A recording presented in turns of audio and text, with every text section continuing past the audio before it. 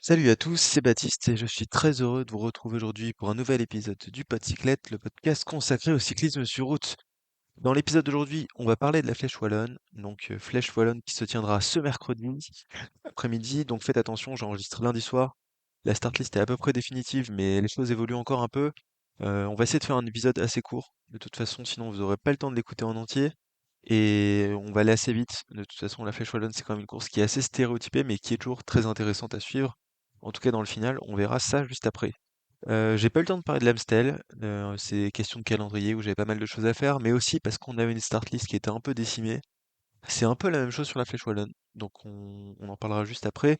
Pour ça, au programme, on va d'abord parler du parcours, même si c'est le même que l'an dernier. On va quand même réexpliquer rapidement quelles sont les côtes qui sont traversées. Ensuite, on parle de la météo, de la course des années précédentes, et ensuite, on va se baser sur les cotes des bookmakers pour voir qui sont les favoris et quelles seront les stratégies qui seront mises en place par les différentes équipes invitées. Donc tout d'abord, le parcours de la Flèche Wallonne, c'est le même que l'an dernier, c'est assez simple, 200 kilomètres tout pile. On va de Herstal et on arrive au mur de Huy. Donc on va passer sur un circuit final qu'on gravira à 3 reprises, qui se compose de la côte des Refs, de la côte de Cherave, puis du mur de Huy qui s'enchaînent les unes après les autres. Donc la côte des Refs, elle intervient à 18 kilomètres, si je dis pas de bêtises, avant le mur de Huy. C'est 2 kilomètres à 5,2%, donc c'est pas très dur franchement. Ça permet pas de lancer de vraies offensives. En revanche, il y a la côte des Refs qui arrive un peu après. La côte des Refs, la côte de Cherave, je dis des bêtises, pardon, dont le sommet est situé à 6 kilomètres de l'arrivée. Donc en général, on a des petites anticipations. Même si, c'est jamais très fructueux parce que le mur de lui est simplement trop dur. La côte de Cherave, il y a quand même des beaux pourcentages. C'est 1,4 km à 7% de moyenne, 7,5%. On a une petite partie à 10%, c'est assez court. Ce qui est dur, c'est le début, après le sommet est un peu plus facile. Mais de toute façon, il y a une difficulté qui est bien trop importante dans cette course, c'est le mur de Huy, donc qui est le théâtre du championnat du monde des punchers tous les ans. Et c'est 1,5 km à 9%. Donc ça, c'est la moyenne chez Pro Cycling Stats. Dans la réalité, c'est surtout le dernier kilomètre qui est terrible, avec plus de 12% de moyenne. On a des passages qui vont dans les 20%, dans le virage Cric-Kélion notamment. Donc c'est super, super dur. Ça demande énormément de gestion. On a vu beaucoup de coureurs attaquer trop tôt et se faire reprendre. Je pense à Roglic, je pense à Romain Bardet l'année où Pogačar gagne pour la première fois. Bref, il y a toujours des anticipations, mais le mur de 8, ça ne pardonne pas. C'est un effort pour connaisseur, parce qu'il faut savoir très bien gérer son effort. L'avantage, c'est que vu qu'on passe 3 fois sur la ligne d'arrivée, on a le temps pour les deux premiers passages de jauger un peu comment ça se passe, notamment si c'est la première fois qu'on participe à la Flèche Wallonne. Coucou Paul Sexas. Mais la dernière fois, ça n'a rien à voir en termes d'intensité, c'est vraiment aller le plus loin possible dans la résistance à l'acide lactique. Bref, c'est un effort très particulier qui fait que tout se joue très souvent dans ce dernier passage du mur de vie, notamment parce que le reste de la course est pas très dur et permet pas vraiment de faire de différence. Et c'est vraiment un mur pour les purs punchers et vraiment un mur de connaisseurs. En termes de météo, euh, il devrait faire beau cette année. Pas de pluie. On se souvient des deux dernières éditions pardon, qui étaient assez dantesques. Je vous propose qu'on en parle tout rapidement quand même. L'édition 2025, qui s'était jouée aussi sous la pluie. On a eu Pogacar qui avait écrasé la concurrence en mettant 10 secondes d'avance à Kevin Vauquelin. C'était simplement lunaire comme écart, ces 10 secondes-là. Mais on se souvient de la photo finish avec Pogacar qui avait des poches énormes sous les yeux, des cernes, parce que c'était des conditions climatiques qui étaient difficiles. Mais ce n'était rien par rapport à l'édition 2024 qui avait été remporté par Stephen Williams dans des conditions de froid, de pluie qui étaient infernales. C'était une course exceptionnelle à suivre. Mais donc Stephen Williams qui s'était imposé cette année-là au sprint devant Kevin Vauquelin et Maxime Van Gils, quatrième Benoît Cosnefroy, septième Romain Grégoire, huitième Dorian Godon. C'est des gens dont on aura l'occasion de reparler bien évidemment dans la preview. Donc l'an dernier, je disais c'est Pogacar qui avait gagné. Encore une fois devant Kevin Vauquelin qui faisait sa deuxième place sur cette flèche wallonne, et Tom Pidcock qui avait fait troisième, Lenny Martinez était quatrième. En termes de scénario de course, ça se joue, je dis pas, non, je dis un peu des bêtises, parce qu'en 2024, c'était un peu sorti dans l'avant-dernière ascension du mur de Huy. Ça avait eu quand même un impact, mais bon, là très clairement, c'était des conditions météo très spécifiques quand même. En général, ça se joue vraiment dans la dernière ascension du mur de Huy. peut-être pas cette année, parce qu'on a encore un peu spécial qui est au départ. On en parle juste après. Euh, En 2023, c'était aussi Pogacar qui s'était imposé. C'était la première fois qu'il gagnait assez facilement quand même devant Mathias Kelmose et Mikel Landa. Mais il fallait citer Mathias Kelmose qui avait fait deuxième de cette épreuve-là, puisque ce sera un favori à la gagne cette année. Et évidemment, on rappelle bien sur les trois victoires de Julien Alaphilippe sur la Flèche Wallonne, Julien Alaphilippe qui sera au départ, mais qui ne sera pas un vrai leader à prendre au sérieux, malheureusement, pour cette édition-ci de la Flèche Wallonne. Donc voilà, ça c'était pour les éditions précédentes. On a parlé du parcours, on a parlé de la météo. Je vous propose qu'on passe maintenant aux favoris de cette édition de la Flèche Wallonne. Alors, je vais pas vous cacher que les cotes sont pas encore sorties sur Winamax, donc là, je suis sur un site un peu obscur où j'ai trouvé des cotes. On verra ce que ça donne. Mais donc, le grand favori de cette Flèche Wallonne, c'est Paul Sexas. Voilà. Je sais pas trop quoi penser de ses cotes, on va en rediscuter juste après. Il est coté à 1,83, alors que le deuxième favori est coté à 6,50. Je suis pas sûr que sur les autres sites de Paris, ça soit exactement la même chose, mais bref. Donc Paul Sexas serait le très très grand favori d'après ce site-là. Évidemment, Paul Sexas, faut qu'on en reparle parce que la dernière fois je vous en avais parlé, il n'avait pas encore gagné le Tour du Pays Basque, mais ça y est, c'est officiel. Donc il a remporté avec brio cette course-là. Il est sur une forme ascendante, pardon. Depuis 2025, le moment où il est passé pro, de toute façon, il progresse de manière complètement constante. On se souvient que l'an dernier, à cette époque-ci, il faisait le Tour des Alpes, qui finissait à la 12e place en ayant fait une très belle dernière étape. Ensuite, il a fait le Dauphiné où il a fait 8e. Puis progression jusque les championnats du monde, les championnats d'Europe, le Tour de Lombardie, où il a été très très grand. Et cette année, il y a eu cette victoire à la Faune-Ardèche. Estrade Bianco, il fait deuxième. Et puis ce Tour du Pays Basque qu'il a complètement écrasé, alors qu'il y avait une concurrence vraiment très solide au départ. Ça se voit moins sur le classement final, puisqu'il finit devant Lipovitz et Johannessen. C'est pas n'importe qui, Lipovitz et Johannessen, hein, quand même. Lipovic, c'est le dernier troisième du Tour de France. Et puis Johannessen, c'est le dernier cinquième, sixième pardon, du Tour de France. Donc c'est pas n'importe qui ces garçons-là. On rappelle quand même qu'au départ, il y avait Juan Ayuso qui n'était pas en forme et qui a vite abandonné.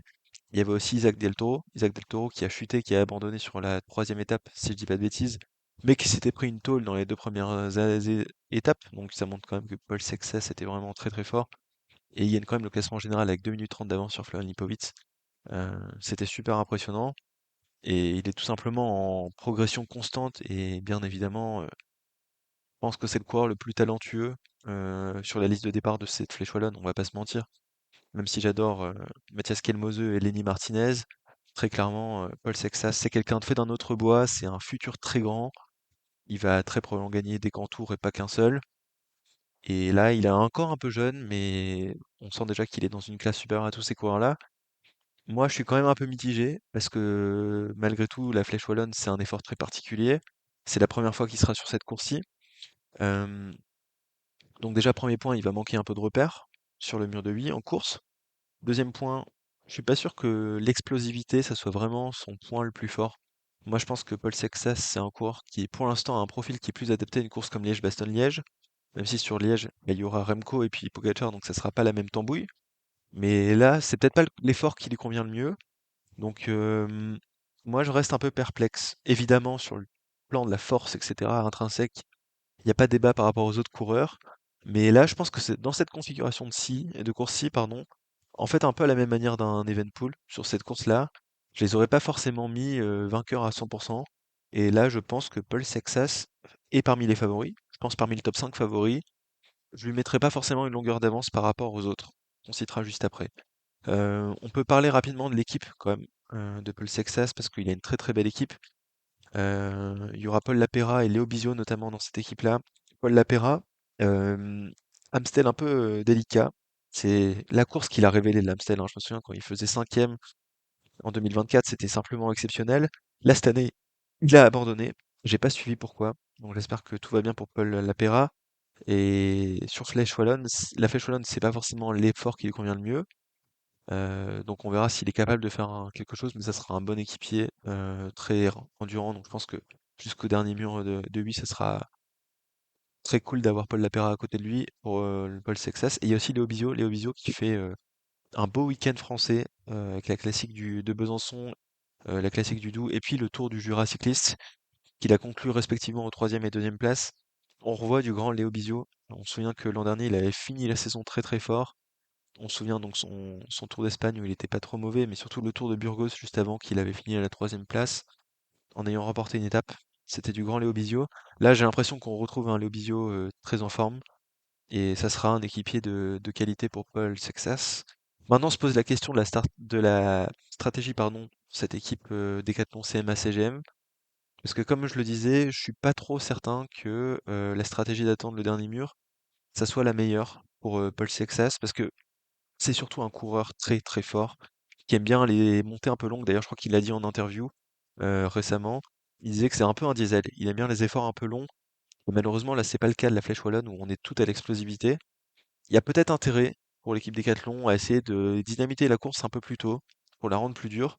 Je dis pas sortir dans l'avant-dernier mur de Huy. Je sais pas si ça sera possible. Il y aura encore beaucoup d'équipiers derrière. On sera un peu loin de l'arrivée. L'avant-dernier passage du mur de Huy, quand même, c'est à presque 40 km de l'arrivée. On sait que Paul Sexas, c'est un coureur capable de faire des gros numéros. Là, la Flèche Wallonne, c'est une course qui est pas très dure. Il y aura beaucoup d'équipiers après le deuxième passage du mur de Huy. Ça sera un peu compliqué de partir en solitaire. Mais peut-être, pourquoi pas, durcir la course assez tôt pour la Décathlon. Ça pourrait permettre à Paul Sexas, pardon, de s'extirper peut-être dans la côte de Cheurave ou la côte des Refs, plutôt la côte de Cheurave, je dirais. Mais je suis pas totalement certain que le tout donner dans le dernier mur, ça soit la meilleure stratégie pour le Français. Donc on verra ce qui sera mis en place par l'équipe Decathlon AG2R qui a beaucoup plus de certitude que nous, hein, tout simplement sur l'état de forme de Paul Sexas et sur ses capacités à briller sur cette course-là. Donc on verra quelle est la stratégie qu'il décide de mettre en place. Le deuxième favori, côté à 6,50, c'est aussi un Français. Bien évidemment, je pense que vous en avez entendu parler un peu partout cette année. Il y aura beaucoup de Français qui seront bien placés sur cette flèche wallonne et Lenny Martinez, j'en fais moi peut-être mon favori pour cette édition de la flèche wallonne. En fait, pour être tout à fait honnête, je vais vous le dire maintenant, moi je pense que mes trois favoris, c'est Lenny Martinez, euh, Kevin Vauquelin et puis quand même Mathias Kelmose. On va pas être que des Français. Et je mets juste un peu derrière Benoît Cosnefroy et puis Paul Sexas, parce que Sexas, on n'a pas trop de certitude sur une montée si courte. Et bah, je pense que Lenny Martinez, c'est un très très bon candidat, bien évidemment, pour cette flèche wallonne. Ce sera le leader de son équipe, même si dans l'équipe, il y a quand même Peyo Bilbao. Là, il a encore passé un cap cette année, Lenny Martinez, hein. Lui, il a une progression vraiment linéaire. 22 ans, il va encore progresser beaucoup. Cette année, fort sur Paris-Nice, où il va chercher la dernière étape. Très fort sur le Tour de Catalogne, qui terminait à la deuxième place, où il n'y avait pas grand-chose de mieux à aller faire pour aller chercher Vingegaard, hein. Et il finit devant Lipovitz, c'est pas n'importe qui, devant Remco. Remco qui est un peu passé à travers, mais c'était quand même du Remco. Et là, bah, Lenny Martinez, c'est une course qui lui convient très bien, la Flèche Wallonne. Je pense que Liège-Bastogne-Liège, il est peut-être encore un peu trop tendre, mais l'an dernier, il fait quatrième sur la Flèche, et je pense que cette année, il va faire mieux. Donc ça sera un podium a priori pour Lenny Martinez. C'est aussi ce que pense le bookmaker sur lequel je suis en train de regarder les cotes ici. 6,50 en termes d'effort punchy. Je pense qu'il faut juste qu'il soit bien placé, Lenny Martinez. Et si c'est le cas, il n'y a pas grand monde qui sera capable de le déposer sur une montée si courte. On sait que c'est un teigneux, c'est un hargneux, Lenny Martinez, il lâche rien. Et donc je pense qu'un Peyo Bilbao et un Mohoric, par exemple, c'est des coureurs qui ont beaucoup d'expérience, qui devraient être là pour l'encadrer. Ils seront capables de bien placer Lenny Martinez et ensuite ça va dérouler. Et franchement, j'ai un peu de mal à voir comment un podium pourrait échapper à Lenny Martinez, à moins qu'on ait un Sexas stratosphérique et qu'on ait un scénario de course un peu particulier. Vraiment, Lenny Martinez, je le sens très très bien pour cette flèche wallonne. Donc c'est pour ça qu'il est bien coté par les bookmakers. Et moi je le fais autant favori que Paul Sexas au moins. Il y en a un autre qui est coté à 7,50, donc c'est une cote qui est assez proche. C'est Mathias Kelmose, j'en parlais juste avant. Mathias Kelmose qui a montré bah, qu'il était dans une belle forme finalement sur l'Amstel Gold Race. C'est marrant parce que je me disais avant cet Amstel, ah ouais, Kelmose cette année, bon, bof. Tour du Pays Basque, 14e, on l'a pas vu. Tour de Catalogne, 7e. Bon, il a fait le doublé pardon, Ardèche et Drôme en début de saison. On l'a pas trop vu non plus. Donc là, je me disais, bah, Skelmose, pas ouf quoi. Et puis il y a eu cet Amstel. Bien évidemment, bah, déjà, il a été le seul à rester dans la roue de Remco du début à la fin, ce qui est quand même une belle preuve de force sur cette course-là. Et puis, bah, quand même, moi, je l'ai trouvé très facile sur l'attaque de Romain Grégoire. Il était mal placé et il est remonté quand même avec une certaine aisance pour aller se remettre dans la roue de Remco. C'était impressionnant et je pense que c'est un effort qui lui convient très bien, encore une fois, la Flèche Wallonne. Alors, le problème de Skelmoseux, c'est qu'il n'a pas eu de chance sur la Flèche Wallonne ces dernières années. Vous vous souvenez forcément de l'image de 2024 où il était en hypothermie, où il a été porté par son soigneur pour aller dans la voiture parce qu'il était plus capable de marcher. Une image complètement lunaire qui était l'image forte de cette, de cette Flèche Wallonne, pardon, de 2024. Et en 2025, si je dis pas de bêtises, il chute dans la descente de Cheurave, je crois, si je dis pas de bêtises. C'était un peu mouillé, malheureusement. Donc deux abandons successifs pour Skelmoseux, mais en 2023, il fait deuxième derrière Pogacar. Et je pense que ça reflète son niveau. Et de la même manière que Lenny Martinez, je pense que Skelmoseux, à moins ennui, franchement, il y a de très fortes probabilités qu'il soit sur le podium. Et franchement, le punch qu'il a montré là sur l'attaque de Romain Grégoire, sur l'Amstel, ça indique un état de forme vraiment très très très très bon pour Skelmoseux. Et je pense qu'il va faire une très belle campagne classique classique ardennaise. Et je pense que c'est un des trois favoris pour cette Flèche Wallonne, très clairement. À noter aussi que Skelmoseux, euh, il a une belle équipe. Je pense que ça sera tout pour lui, mais on a quand même du Patrick Conrad, du Julien Bernard, du Bauke Mollema, qui sont trois gros équipiers. Verona, pareil, exactement la même chose. Et puis il y a Albert Witten Philipsen. Euh, il a que 19 ans, hein, Albert Philipsen, et pourtant il fait des huitièmes de l'Amstel, où il était bon. Là, c'est peut-être un profil qui lui convient un peu mieux pour l'instant, mais il est tellement jeune, Philipsen. J'ai vraiment hâte de voir ce qu'il va donner à l'avenir, mais donc je pense que là, ça sera pas son année. Mais je serais quand même curieux de voir ce qu'il va faire Albert Witten Philipsen sur cette flèche wallonne. D'ailleurs, en termes de cote, il est coté à 100, hein, ce qui est pas si mauvais pour Albert Philipsen, qui en fait le deuxième favori de cette équipe-là. Coté à 8,50, donc je le rappelle, Paul Saxa 1,83, Lenny Martinez 6,50, Skelmoseux 7,50, 8,50, Kevin Vauquelin, donc il est clairement dans le même panier que Lenny Martinez et Skelmoseux, on va pas se mentir. Kevin Vauquelin, bah, bien évidemment, il a fait deux fois deuxième sur la Flèche Wallonne, donc on attend de lui qu'il fasse au moins aussi bien. Ce sera le leader de cette équipe Ineos Grenadier, même si on a quand même Dorian Godon et Axel Laurence dans l'équipe. Dorian Godon, on a un peu du mal à le penser quand on voit son gabarit, son 1,90 m. Il a déjà fait top 10 de la Flèche Wallonne en 2024. Bon, là, très clairement, il sera équipier cette année autour de Kevin Vauquelin. Axel Laurence, c'est bon aussi. On a du Jack Egg, ce qui est aussi un bon équipier. Donc, mais ça sera clairement tout pour Kevin Vauquelin cette année pour l'équipe Ineos. Kevin Vauquelin, qu'est-ce qu'on en pense cette saison? Eh bah, on ne sait pas trop. Cinquième d'Algarve, il faisait un peu le travail pour Oscar Onley. Paris-Nice, où il fait quatrième, mais Paris-Nice qui s'est couru dans des conditions un peu particulières. Pareil, le Tour du Pays Basque, largué dans l'étape numéro 2. Et puis ensuite, bon, on ne sait pas trop quoi en penser. Il finit dixième, il attaque beaucoup, on le voyait faire des beaux efforts, il était fort. Et cet Amstel, où pareil, il semblait fort, après l'attaque de Romain Grégoire. Et il finit finalement 50e parce qu'il y a cette chute dans la descente. Moi, ça m'embête parce que j'ai cru que cette année, enfin, Kevin Vauquelin allait briller sur une course pardon, de 250 km, mais c'est toujours pas le cas.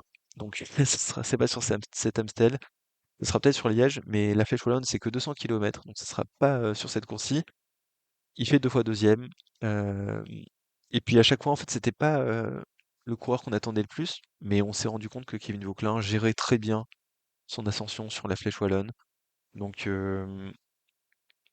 juste pour cette question de gestion, même s'il n'a pas la meilleure force parmi tous les coureurs, ça en fait un coureur très attendu sur cette Flèche Wallonne. Moi, j'ai un peu peur pour sa chute quand même sur l'Amstel. C'était pas une chute anodine, même si après, il a fini pas très loin. Il était dans le groupe qui a emmené le sprint pour Dorian Godon. Donc ça montre qu'il était en forme, contrairement à Jorgensen qui lui s'est fait la clavicule.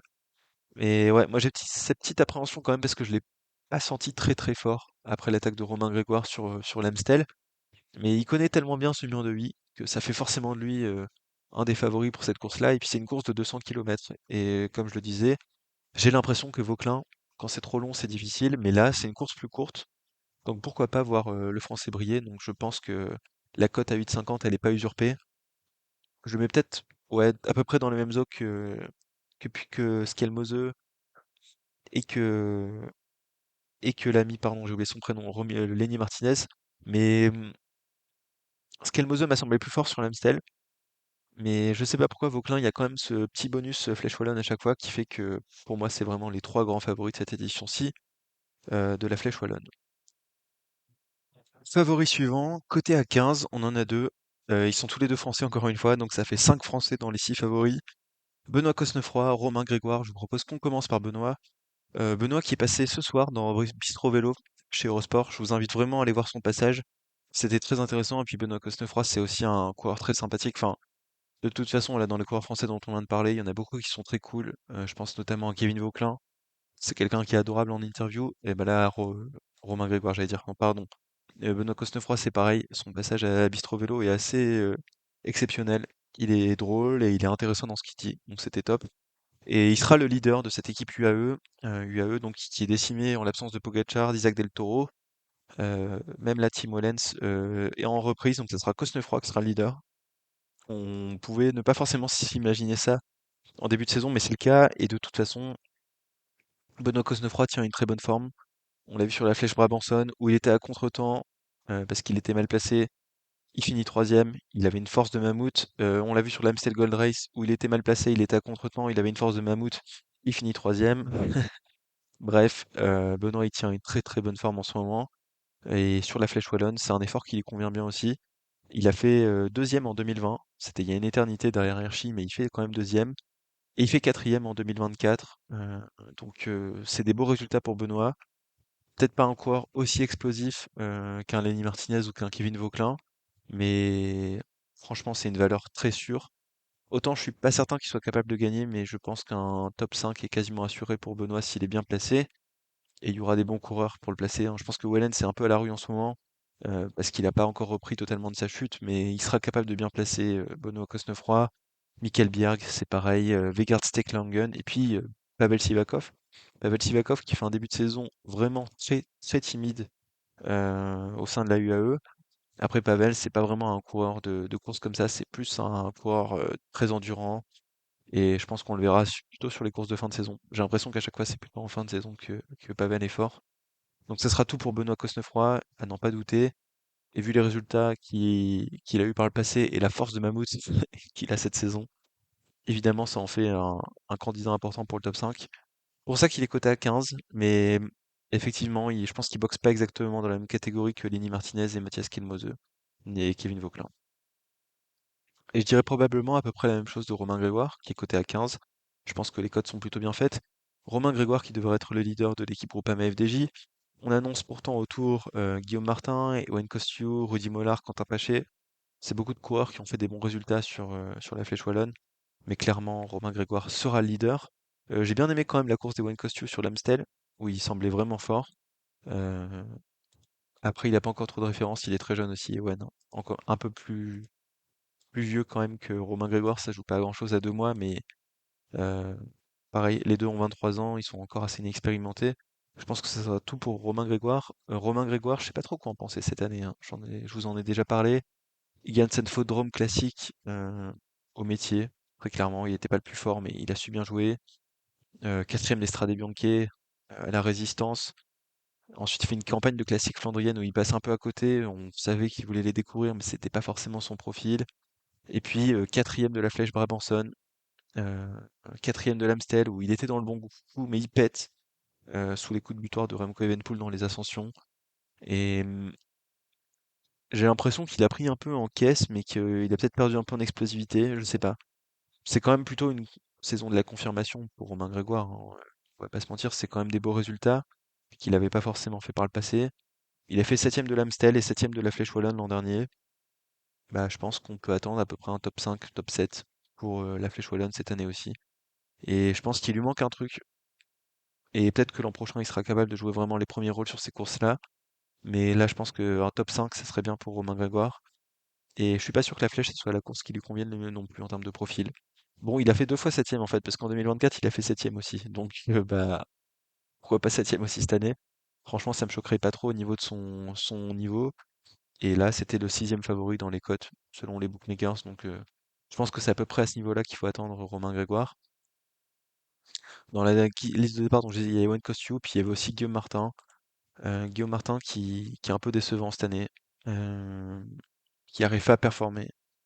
Donc je suis un peu pas très confiant pour Guillaume Martin, même si il fait 11e l'an dernier, 10e sur 2024 sur la Flèche Wallonne, donc pourquoi pas un top 15 cette année. Mais je trouve qu'il a pas la forme de l'an dernier, donc J'ai un peu du mal à croire en Guillaume Martin pour cette course-ci. On passe à la suite. On a coté à 34 deux coureurs, Tobias Eland Johannessen et Valentin Paré-Peintre. Donc encore un Français avec Valentin Paré-Peintre. Je vous propose qu'on commence par lui. Ça devrait être le leader de l'équipe Soudal. Même si on a des belles cartes quand même hein, sur la Soudal. Junior Le Serre, Louis Vervague, Philippe Ozana, Steph Kras, Maury Van Sevenant, Ilan Van Wilder. C'est beaucoup de bons coureurs quand même. Mais je pense que celui qui a le meilleur niveau cette année et qui est le plus adapté à un effort punchy, comme la Flèche Wallonne, c'est bien l'ami Valentin Paré-Peintre. Faut dire qu'Ilan Van Wilder, on l'a pas trop vu en ce début de saison. On l'attendait en tant qu'un peu leader de rechange après le départ de Remco. Pour l'instant, il n'a pas encore eu vraiment l'occasion de briller. Il a jamais fait de très bons résultats sur la flèche. Je pense que c'est pas la course où on l'attend le plus. Maury Van Sevenant, on se souvient qu'il avait été révélé lui sur cette flèche wallonne. Cette année, je ne sais plus la combientième, ça devait être peut-être 2020 ou 2021, où il chute dans la descente de la côte de Cheurave, si je dis pas de bêtises, où il va se perdre dans le bois là. C'était assez exceptionnel comme image. Il était fort sur l'Amstel, hein, il a fait septième, c'était pas rien. Après la flèche wallonne, il a jamais réussi à briller. Euh, 29e au meilleur résultat, en 27e en 2021. Mais je trouve qu'il a quand même passé un petit cap cette année, Maury Van Sevenant. Je pense pas mieux que pour jouer un top 10.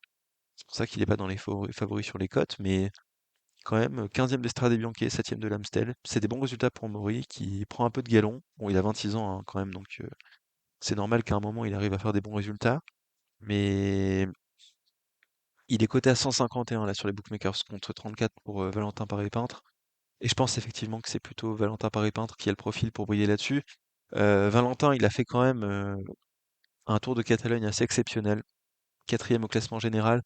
Quand on voit les noms devant lui, Vingegaard, Lenny Martinez, Florian Lipowitz, c'est une très belle performance. Quand on voit les noms derrière lui, Evenepoel, Félix Gall, Mathias Kelmozo, Ken Uijtdebroeks, Mathieu Riccitello, Richard Carapaz, Santiago Buitrago, Ben O'Connor, Oscar Onley, Lorenzo Fortunato, Mikel Landa. Bref, Starfist quand même assez de zinzin hein, sur Source de Catalogne et il fait un très beau résultat. Bon, on pourra dire oui, ils étaient pas tous en forme, etc. Bien entendu, mais ça montre que Valentin Paré-Peintre, je pense, a encore passé un cap cette année. Et il a jamais fait la flèche, si je dis pas de bêtises. Mais c'est un coureur très punchy. Peut-être qu'il est meilleur sur les courses un peu plus longues, sur les cols plus longs. On se souvient qu'il a brillé, bah là, sur le Tour de Catalogne, c'était quand même sur des vraies ascensions.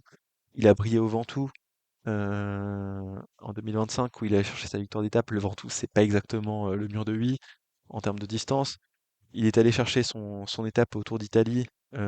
C'est après une ascension infernale de 18 kilomètres. C'est quand même un très bon grimpeur, Valentin Paré-Peintre. Mais là, moi, j'ai envie de le voir sur ce mur de Huy. Et pourquoi pas, moi, je le mets même peut-être presque aussi favori qu'un Romain Grégoire. Quelque chose comme ça. Donc on verra s'il est capable d'être bien placé par son équipe. Mais performance très intéressante à suivre de Valentin Paré-Peintre. Donc c'est pour ça qu'il est coté à 34. Et puis Tobias Allan Johannessen qui est aussi coté à 34. Euh, je pense que c'est pas le profil qui lui convient le mieux, pour être tout à fait honnête. Ce sera le leader de son équipe, bien entendu. Mais la Flèche Wallonne, il fait sixième en 2024, ce qui était une belle performance. Mais ouais, je sais pas, il était fort sur ce Tour du Pays Basque où il finit à la troisième place. Il était fort sur Tirreno qui finit à la quatrième place. Mais je trouve que c'est des courses qui lui conviennent mieux, là, genre des courses par étapes, d'une semaine. Pas des efforts trop punchy comme ça. Il a fait quand même sixième en 2024, donc il faut lui accorder un peu de crédit. Mais ouais, non, je le vois top 10 peut-être, mais pas beaucoup mieux, malheureusement, pour le Norvégien Tobias Eland Johannessen. On continue ensuite sur les cotes. Lennart Van Etvelt qui est coté à 51, pardon, mais je n'y crois tellement pas. Lennart Van Etvelt, c'est quand même un talent assez fou hein, à la base, quand même, ce gars-là. Il est allé chercher le Tour de l'UAE en 2024. Il était très fort en 2024, mais là, deux saisons galères pour Lennart Van Etvelt. 2025-2026, notamment marqué par pas mal d'abandons. Euh, Là, il fait sixième du Tour de l'UAE, mais franchement, on l'a pas vu. Il était dans les roues. Euh, il finit à 1,44 de Isaac Del Toro. Derrière un mec comme Luc Plapp, par exemple. Abandon sur l'Estrade Bianche. Abandon sur Tirreno. Septième du Grand Prix Miguel Indurain. C'est pas vraiment rassurant pour les nerfs Van Velt. Je sais que c'est un crève-cœur pour les Belges, parce que c'est un coureur qui aurait dû percer. Peut-être qu'il percera un jour, hein, c'est pas impossible. Mais ça fait 2 années là qu'on est un peu frustré par la stagnation de Lennart Van Etvelt, et là j'y crois pas trop pour la Flèche Wallonne. Je suis désolé pour nos amis belges. Euh, Peut-être même que Yeno Berkmoes fera un meilleur résultat que Lennart Van Etvelt sur cette flèche wallonne, même s'il fait pas non plus la saison de rêve, Yeno Berkmoes. Mais on verra. Mais non, moi j'y crois pas trop Lennart Van Etvelt malgré sa cote à 51. Côté à 81, on a aussi Mark Hirschi. Bah oui, parce que c'est un ancien vainqueur. Et a priori, il y aura deux anciens vainqueurs dans cette équipe Tudor, puisqu'il y aura Julien Alaphilippe et Mark Hirschi.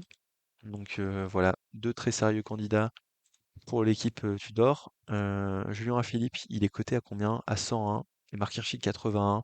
Ça montre quand même un petit peu malheureusement le déclassement de ces deux coureurs. Euh, donc on le rappelle, Julien qui gagne en 2018, 2019, 2021. Série qui est stoppée par Mark Hirschi qui vient gagner en 2020. Et là, depuis, bah, Julien, saison compliquée, mais bon, on sait que Julien, il a de l'âge, il a plus le même niveau que depuis ses chutes en 2022, etc., 2023.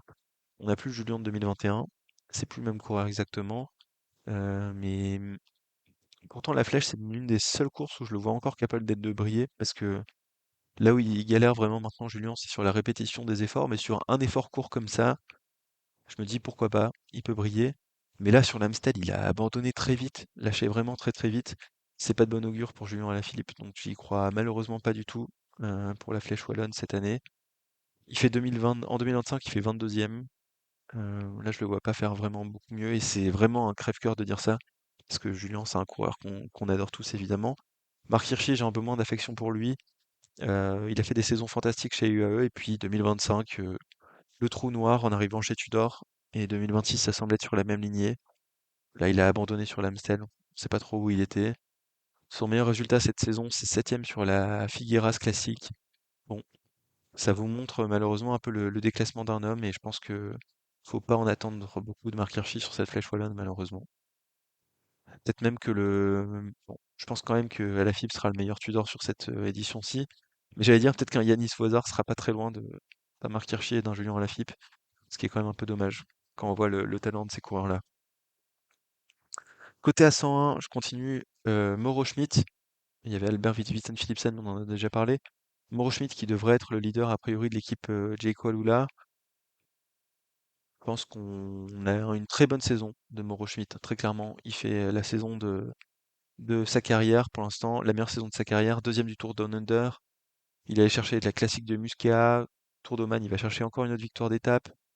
Il a cherché le classement général de la semaine internationale Coppi Bartali. Bon, c'est pas une très grosse course, mais quand même, il va chercher le classement général. Sixième de l'Amstel, là, où il a montré qu'il était fort. Il n'était pas le meilleur, mais il était fort. Donc c'est pour ça qu'il est bien coté. Après, la Flèche Wallonne, c'est pas le résultat, c'est pas le profil, pardon, qui lui convient le mieux.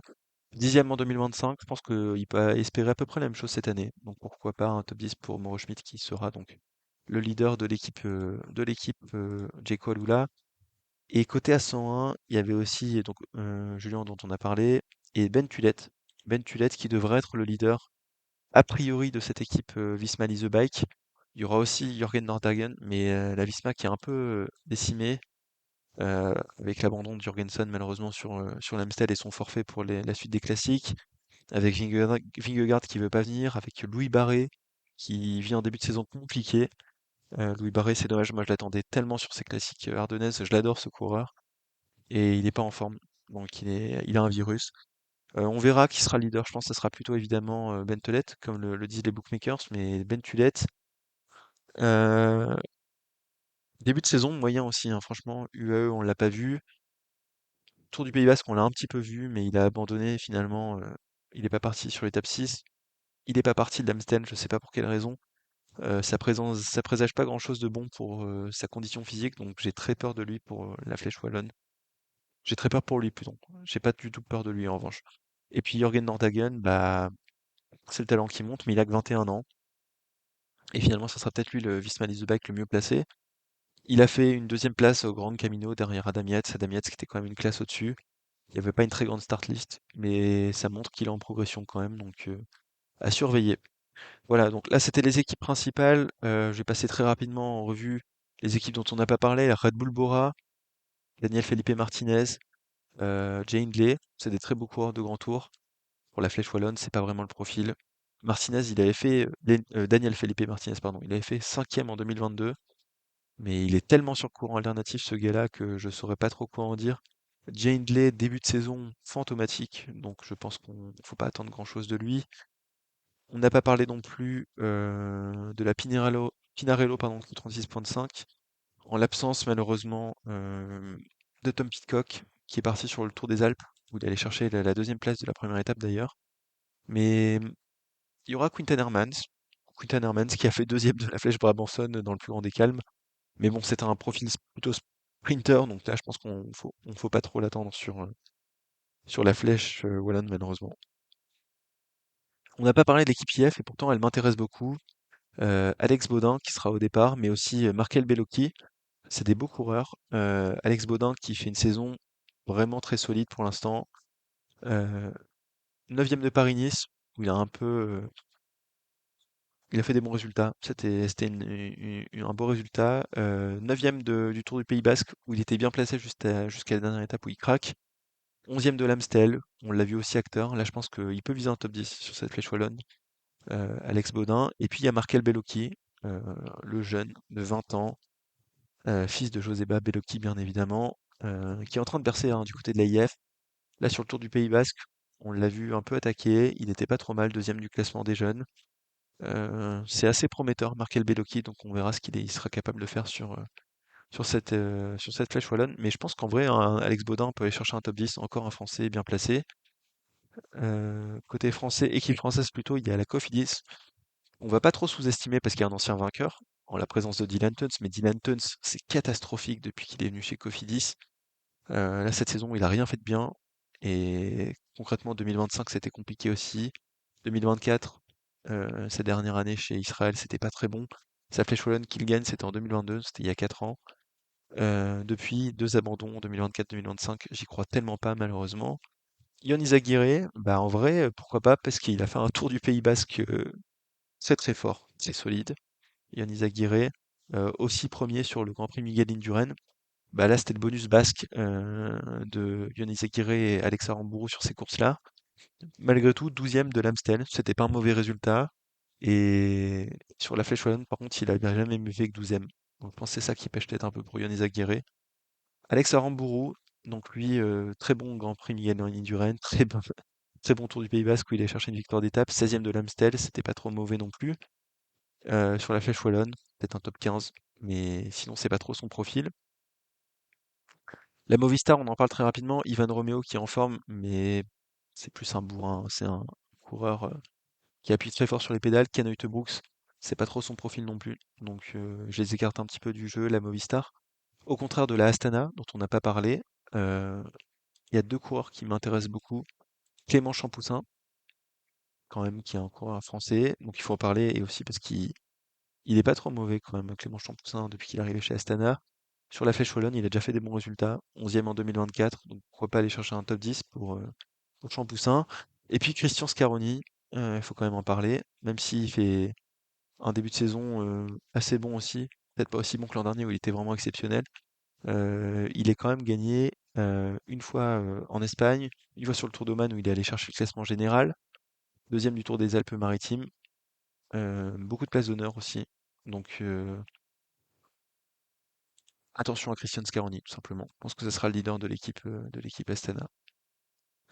On n'a pas parlé de la NSN avec George Bennett, Marco Frigo. Marco Frigo qu'on a vu très très fort hein, sur cet Amstel. C'est un profil de course qui leur convient un peu moins bien, malheureusement. On a aussi du Alexei Lutsenko. Lutsenko, c'est un profil qui aurait pu lui convenir dans ses grandes années, mais là, il commence à être un peu vieillissant. Donc, on va pas trop compter sur lui et je pense pas que NSN va faire de très beaux résultats sur cette course-ci. Total Energy, on en parle très rapidement.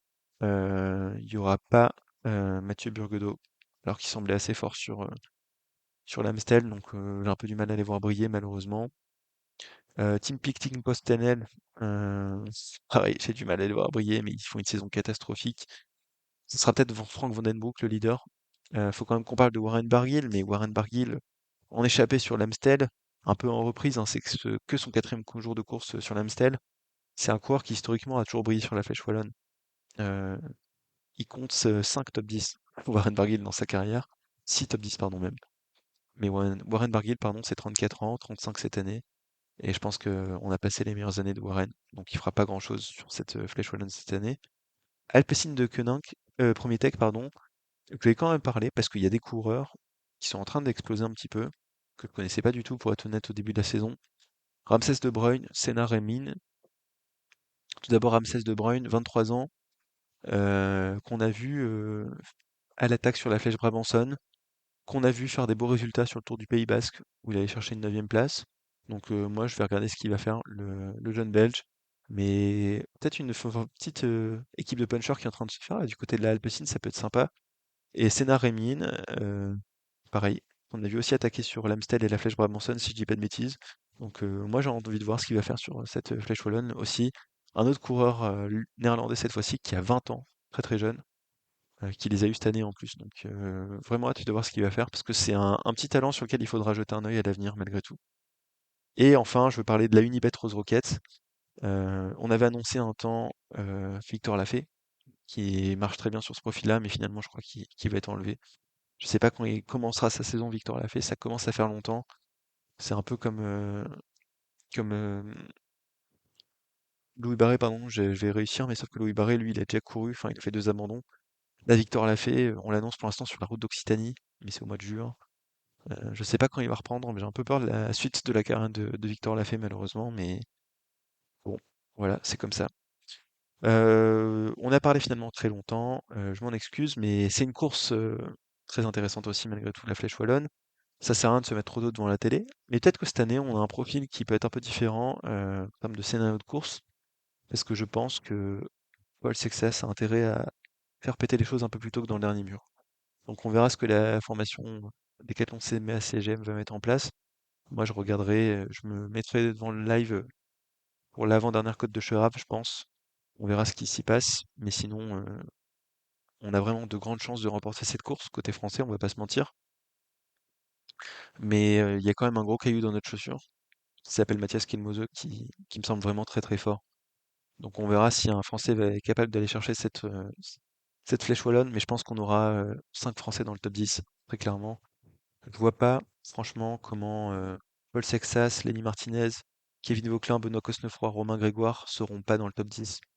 Donc je pense qu'on en aura bien 5 dans le top 10 et j'espère très fortement qu'on aura une victoire. Je surveillerai aussi donc très attentivement ce que fera Valentin Paris-Peintre. Mais là, on a un contingent français très très en forme pour cette édition-ci. Ça va régaler. Voilà, j'espère que cet épisode vous aura plu et je vous dis à bientôt pour une prochaine. Salut!